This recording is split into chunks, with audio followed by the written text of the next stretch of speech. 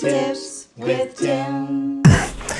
And welcome back once again to Tips with Tim, the show where you know all that. Let's get right to it. Today, I'm going to talk about cheating. And not in a bad way. I'm not talking about copying somebody else's work or anything like that. I'm talking about cheating a shot. Now, what that means is when you compose a shot or change the action in such a way that it's rather awkward or maybe even impossible in the real setting, but it looks good to the audience and it helps further the story.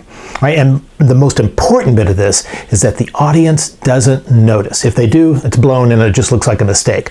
Let me show you what I mean. Let's say you've got a scene where, let's say, a bad guy's in a bank and he's looking this way and that, and all of a sudden from off screen, a weapon comes in, he looks over, and we pull back and we see he's caught on, by the detective. Now, it's a cheat because there's no way he didn't see her right beside him, right? It's a cheat, but we get it. We give it, even if we notice that, we'll roll with it.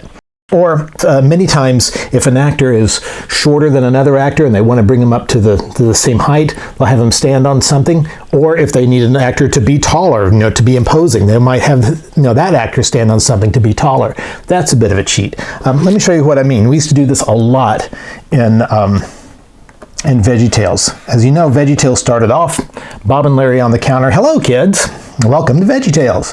And then if we wanted to do a close-up and just push in, Bob and Larry are very uneven, so Bob would get cut off if we framed Larry right, or if we lowered the camera, Larry would be cut off. So usually what we do is we cheat Bob up just a little bit.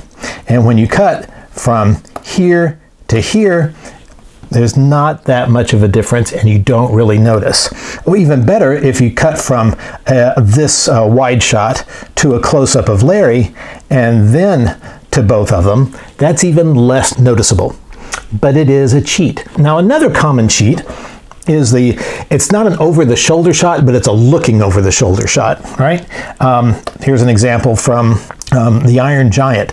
This shot is used a lot, used on television, film, animated live action, everywhere. Is that where one character is looking over the shoulder and apparently making eye contact with someone behind them. It's used for great dramatic purposes, but it is impossible. There's no way the foreground character can see or make eye contact with the guy behind him. We use this in The Star of Christmas, in the VeggieTales Christmas episode, where Archie turned his back to Bob and was talking to him over his shoulder. Now, I remember I storyboarded this and I was directing this episode, and the animator, who's fairly literal-minded, was like, "Do you want me to turn Archie around so he can see Bob?" I'm like, no, he can see him just fine. Like, no, he can't. He's behind him. Like, the audience thinks he can, and that's the important part. We sold it to the audience believed it, they bought it, it was entertaining. One of the biggest cheats in animation history that I'm aware of, one of my favorites, is from Toy Story. Now, you're probably very familiar with the scene. It's the one where Buzz is proving he can fly and he jumps off the bed frame. We see him go around the loop, but his wings are outstretched. They would hit this side of the track in actuality, right? Right when he's coming out of the loop, we cut to this other angle and he's already past the track here.